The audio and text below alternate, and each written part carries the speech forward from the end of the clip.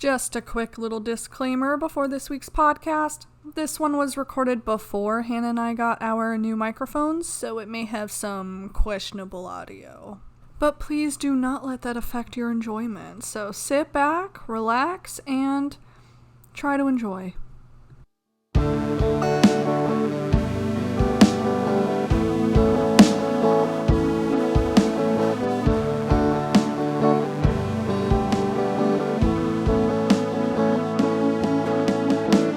Emily, you just sit there until we introduce you, okay? Just look pretty. I'm really pretty for a podcast. All right. Hello and welcome back, everybody. I'm Rachel. And I'm Hannah. And this is the You Talkin' to Me podcast. And today we have a very special guest for our Valentine's Day episode. It is my sister, Emily. Ayo. That's her, the one and only, as Hannah says. Rachel, Emily, and Hannah. How more basic can you get for... Literally, we could be anybody. Are we white or are we white? I'm like really white. Emily went on a vacation with my family, obviously because she's part of our...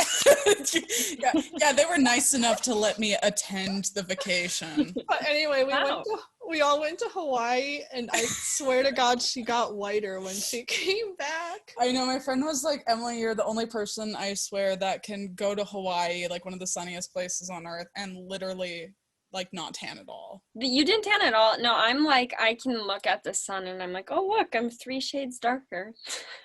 See, they, like, canceled my, like, foundation shade because I'm just so white. They're like, nobody needs this. That's life, let me tell you. But you know what? There are bigger struggles in the world, like, nope, that's it. Just kidding. But today our struggle was trying to get through the movie Love Actually. Well, Rachel told me I should watch this movie because she told me it was one of Emily's favorites. Is this correct? Okay. So, like, the story is it's one of those movies I watch when I'm sad, like, all the time, because I'm always sad. And so I watched the movie several times, but, like, the thing is that the ending of the movie, and once it finishes, like, I'm sadder than I was before I watched the movie, but it's still therapeutic. Yeah, it's like when I'm sad, I like to listen to the most depressing music I can find because it just makes me more sad, sort of. Well, this, like, gives me a different form of sad, because before it'd be like, oh, I'm sad because of whatever, life. And then it's like, well, now I'm sad because I'm alone and all of these people can find people. The reason people want to, like, really hone in on the sad factor when they're sad, listening to sad music, watching sad movies, is maybe just because they want a different excuse to be sad. I think it's because they want to relate to people when they're like, oh, you're sad too, good, it's not just me. But this one is like the opposite, because I'm sad and then all these people are freaking happy and then I'm just here. I have never seen this movie, either has Hannah. Emily watches it like every day because I'm always sad. And Hannah and I both got an experience where we didn't actually see the full version of this movie, because I watched it with my sister last night and it skipped like almost halfway to 3/4 in between there through. And for any of you young people watching, that means they were watching on a thing called a DVD. Yeah, and it just kept skipping and skipping. Like, basically when your Wi-Fi connection buffers while you're in a Zoom meeting. That's basically what happened, and there's no recovering from that. And the place, we're at an Airbnb right now, and there is no fast forward button, so we couldn't even just get past it. Well, anyway, but Hannah watched it on TV. She recorded it on a channel, and so she missed out on a couple of scenes altogether because there's a full-on nudity. Too mature for TV. Too mature for Hannah. It is rated R, I will admit. I had to shield my prudish sister's eyes. Your older sister's eyes. Yeah. But that storyline is actually, oddly enough, like, probably the most wholesome storyline of all of them. Because while they're, like, filling in for this, like, sex scene in a movie, they're like, the traffic was just awful today. Oh my goodness, yes. And then they're like, oh my God, I've never had someone I could just chat to. Yeah, it's like these two very sweet people that are like having sex on camera for other actors, basically. Yeah. And that's supposed to be at the beginning, you said? So it's like intertwined with like several of the other storylines. So like you've seen the movie to this point where it kind of goes in between, but they're all like oddly connected in one way, shape, or form. That was how this one was too. It was just like an added, if you remember Colin in the storyline, he goes to America. Oh yeah. Okay, it's his best friend that kept telling him, like, no, you don't go to America, you're stupid. His best friend is actually the director of the movie. So that's how that one kind of ties in. Their storyline, because you didn't get to see it, basically, they ask each other on a date, and they go to this date or whatever, and then it's like this like sweet little tiny peck. At the end of the movie, when they're all in the airport, you find out that they're engaged, and that's basically like their storyline. It's very wholesome, but at the same time is very prone to nudity. What did you think of it, Hannah? Well, I think first of all, we should, for anyone who hasn't seen this or heard of it, because I had never heard of this movie even, it's a movie with like how many different storylines? 5 maybe? Like 5 or 6. I think there were 8. Okay. Yeah. 8. That's a lot. And so it's all these stories talking about different ways of love and finding love. And so there's a lot of different storylines and they're all based on love. And did I like the movie?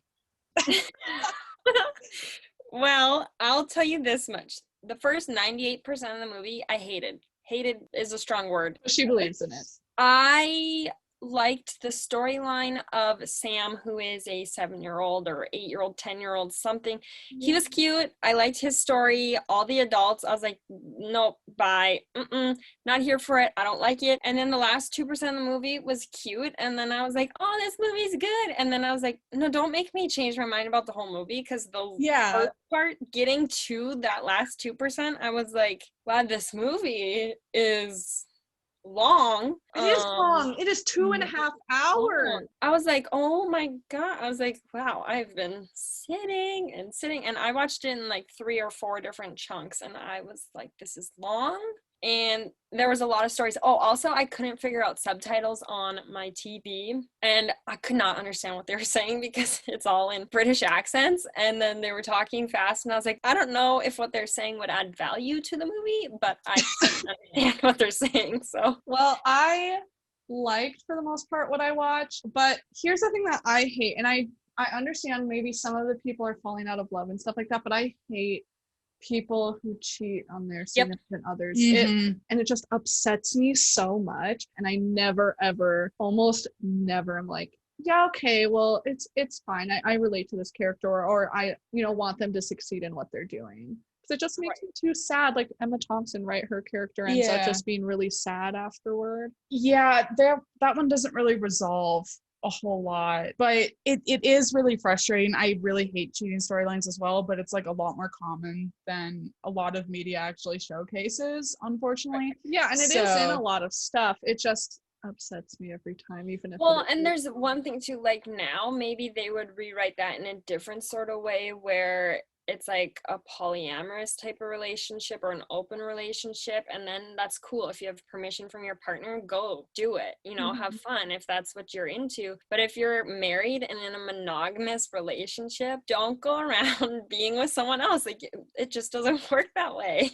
Even though today you find cheating to be like a really huge aspect of a lot of people's relationships, or why they break apart, that's typically what's happening. I think it is because some people, like most animals, don't believe in having like one life partner really, but I don't think that they have that conversation. And so then they think they're exclusive when they're not, and then you have an issue. I am a sole proprietor of monogamy, but that's just me. I think they needed those storylines though in this, because if you're going to have 8 to 40 storylines in this movie about love, there's going to be falling out of love, and there's going to be there was cheating. like a death one too, where he lost his wife. Exactly. There's got to be all these different storylines that are all unique. Yeah, what I did like is that one of them was basically based on friendship, and that was the record label manager and the singer. Is at the end he goes to like this party because he gets the #1 Christmas single or whatever. Did he say it was Elton John's Christmas party? Yeah, it was Elton John. So he goes to Elton John's Christmas party, and he kind of leaves early and like goes to his manager's house, and he was just like basically said to the effect of, not really feeling it, I'd rather sit around and drink a beer with you, because I realized like deep down I love you, like saying like that is like a friendship. You are my friend and I enjoy spending time with you. And I realized in all these people that are just worshiping me for having the #1 hit single, I'd rather just be with somebody who has actually been with me throughout it all. I did love the part where he's on the radio interview and he's like trashing his song, trashing his manager, and yet like it doesn't affect him because I mean like negative publicity is still good publicity for you. Publicity, yeah. But it's also your brand at that point, and I think his brand is just being like super blunt about everything and how he's feeling. So that worked out. I did enjoy that. I really liked when he was the other guy was talking about how terrible that song was, and then his friend's like, he's on my show, don't say that, he's right here, and they're just like there. That was funny. What year was this made? Do you know? 2003 or 2007 for some reason are the 2 years. Because in my mind, I was like, wow, this was the most 2000s looking film I've ever seen. 2003. Everything in it, if you ever imagine what anything related to early 2000s looks like, it's in this movie at some point. It is a dated movie, but it is a piece of history almost at this point. Like if people were like, if every history book or photograph was erased from the early 2000s and you're like, God, and for some reason I can't remember how people dressed, just watch Love Actually and you will get the hairstyles, you will get the makeup, you will get the clothing, for all from like fancy looking people to like casual looking people, you know. Yeah. So you will get everything. This movie has it all. The one thing I wish they added, which I guess is still probably more of a controversial topic in the early 2000s, but they should have had a gay storyline. This is the straightest movie I've ever watched in my whole life. I agree. It's painful for me to watch. The only like gay hint in any of it is when Liam Neeson was asking Sam, and he was like, who is she? Or he like said that like that, which, you know, props to being an inclusive parent at that point, you know, who is it? I want to know genuinely. So there's that, but that was the only really wasn't it hint. Maybe I just misheard the pronoun, but also at the wedding when after the guy was coming, didn't she say you're in love with him or something? Yeah, she did say that. Are you in love with him? And so, I thought for sure that when they showed this wedding video that it was going to be close-ups of him and then it was her, and I was like, oh, okay, so that surprised me, but yeah, I was like really like, oh, that would, even if it was unrequited, you know what I mean? Because like it's very normal for gay people to have crushes on straight people, you know what I mean? Like it would have been kind of like, or vice versa. It would have been very nice. Yeah, Emily literally only had crushes on gay people. I didn't know they were gay, but it like would have been kind of nice, like I said, even if it was unrequited, to have that kind of be like, oh, they should have had one that was like unrequited but also straight relationship, like that you put in all this effort and they're like, man, I'm in love with them, and then there's like this really big build up to like just a huge letdown, like it when he goes to Portugal to propose to her and she's just like, nah, you know, like that would have been like, or Emma Thompson and Liam Neeson, because they're kind of together at the beginning, like friends, aren't they? Well, I think she was friends with his wife. But it would have been kind of nice if like he maybe was falling for her, but she's super like, I'm a monogamous person and I'm with my husband and I would never cheat on him. That would have been kind of an interesting one, instead of, doesn't Liam Neeson fall kind of for like one of the moms at the play? Yeah, there's like a hint that there was a one of the moms from like his stepson's grade are gonna like hook up secretly or whatever, and then whatever. Oh, and then but they like do, because when at the end they go to an airport and Sam's getting his girlfriend and that lady and her son are with. Yeah, so and then he was like, oh, he should have kissed her. I was like, dude, they're like 10 years old.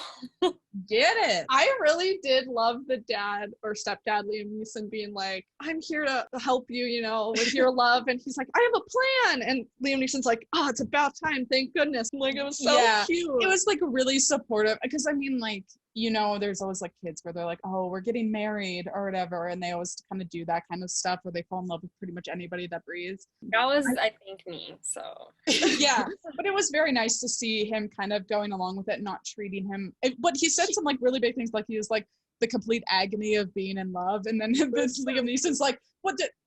Yeah, you're right. Well, I mean, at the very beginning, he's like, aren't you too young to be in love? And he's like, no. And then he was like, oh, okay, you're right. And then just like was full on like, you know what? Yeah, supportive. I'm gonna be in this.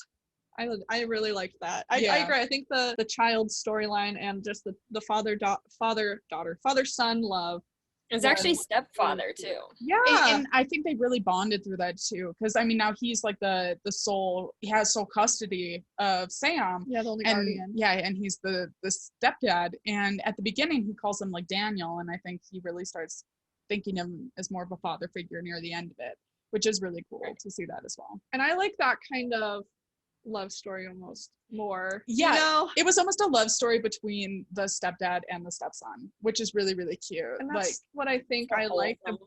I think that's what I liked about the part of the movie that I watched, was because it wasn't just, you know, romantic heterosexual romantic love. There was, like you said, the friend love, the family love, and like the falling out of love and everything. There's a lot of layers, and the more I think about it, the more that I'm seeing it, you know, because the first time you kind of watch it, you could definitely just be like, oh, that was just a love movie about, you know, relationships and cheating and falling in love with people and blah blah. But they do hint at it layers at the beginning when they say like love actually is all around us, because they start talking like there's that really 2000s-esque voiceover at the beginning that's like talking about, you know, the Heathrow airport around Christmas time, which I mean any airport around Christmas time has that kind of like feeling, except for this year obviously. But yeah, I was gonna say well, but it's definitely, it does hint at obviously the different types of love that, you know, a human is capable of having. The voiceover was a little weird at the beginning, but I just it was Hugh Grant. I let it slide. It was just weird at first. I was like, why is this here? So overall, it was definitely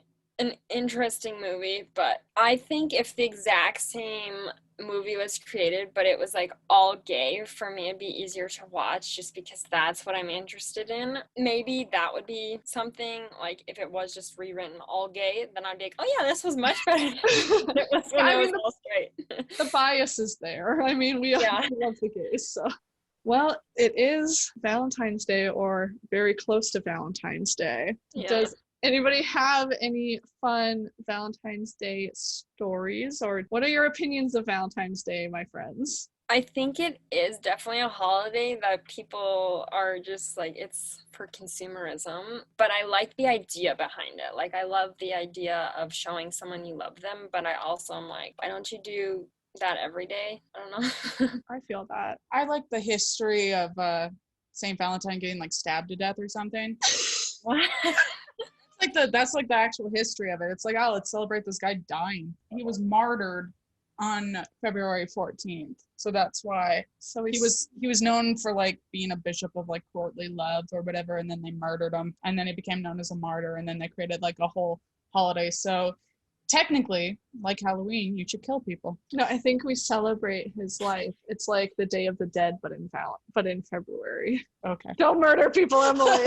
Let's not murder people, but like, you can think about the exes on Valentine's Day and be like, yeah, you're dead to me. I'm trying to think. I think I have a cute story. Well, for a family I used to nanny for, I nannied a girl, and her name was Mila.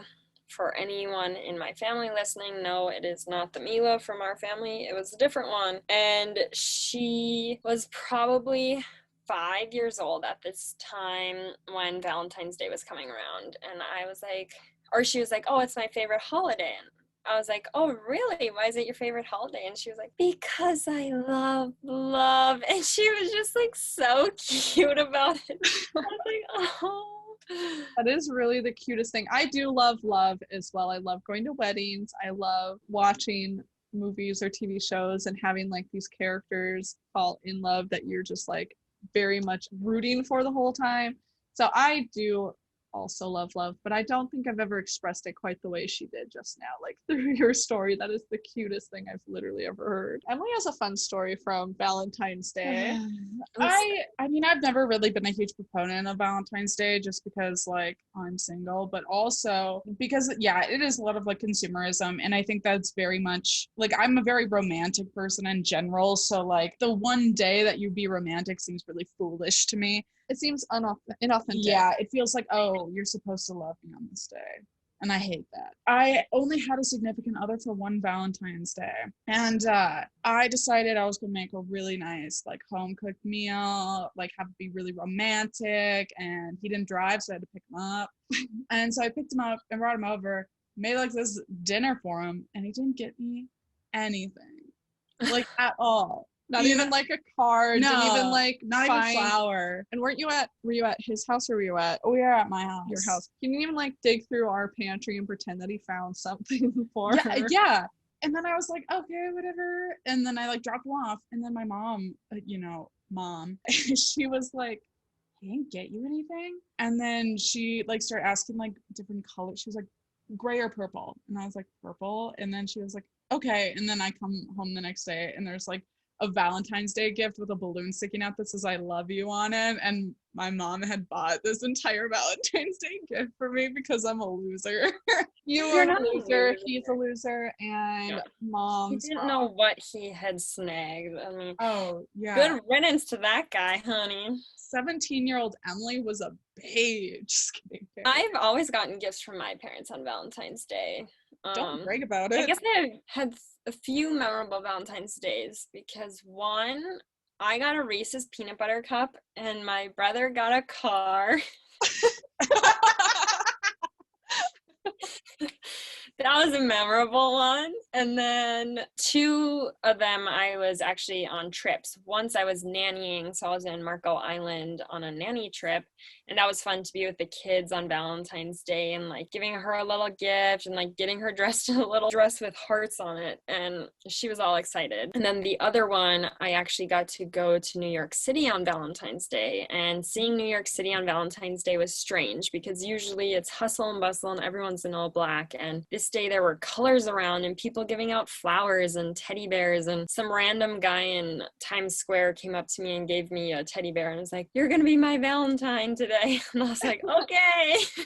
Last year was quite funny for me for Valentine's Day. So my boyfriend and I went to we are both very picky when it comes to fancy foods because like I like a lot of different foods, but for some reason fancy food is like really weird. Like they put in a bunch of random stuff that you're just like, this would have been better if you took off this one thing, but it's cooked into the dish and so you can't remove it or anything. So we were like looking up so many restaurants and we wanted a place that was fancy enough to where we could dress up and it wouldn't look super weird, you know, like fancier than Olive Garden basically was our So they went to Waffle House. Exactly. So we were looking, and also we wanted it to be cheap enough to where it wasn't like $30 a meal per person because we're also college students and thrifty and think it's kind of pointless to spend that much money on food for a Valentine's Day dinner. We finally found a place that was in a hotel and it was like a French restaurant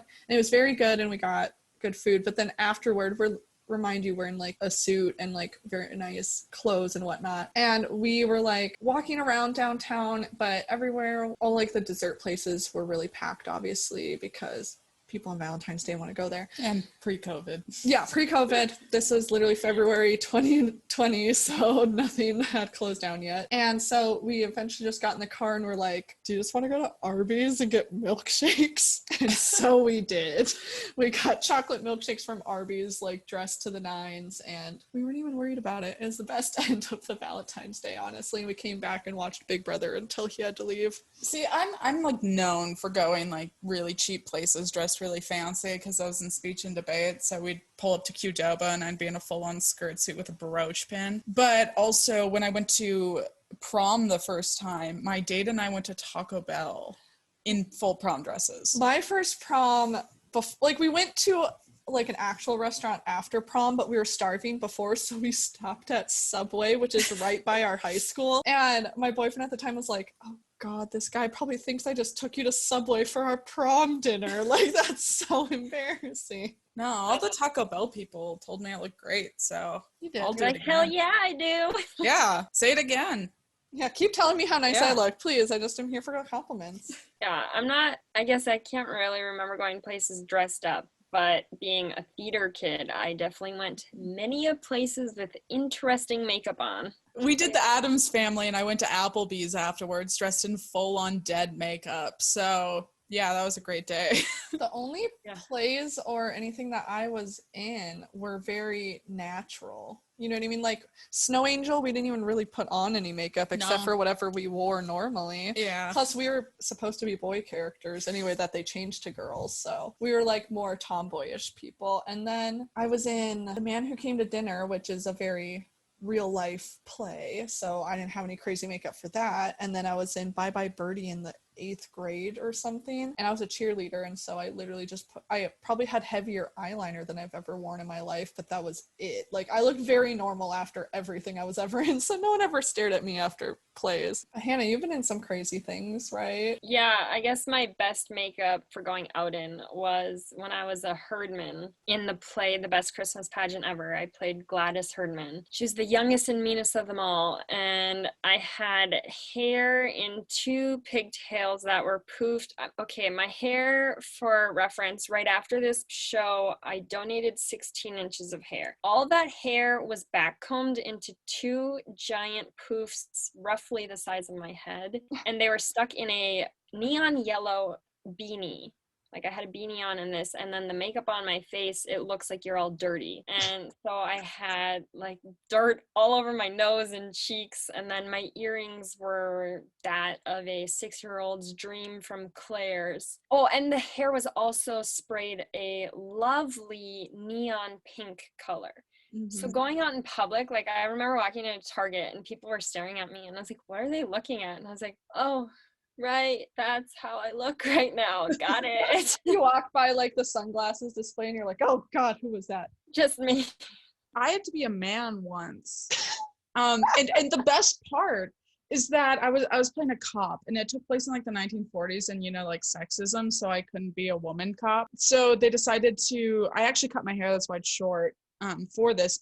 I donated 15 inches of my hair once, but my hair is probably like shoulder length at this point. And for some reason, they gave every other cop who was actually a man, they gave them a fake mustache. They did not give me one.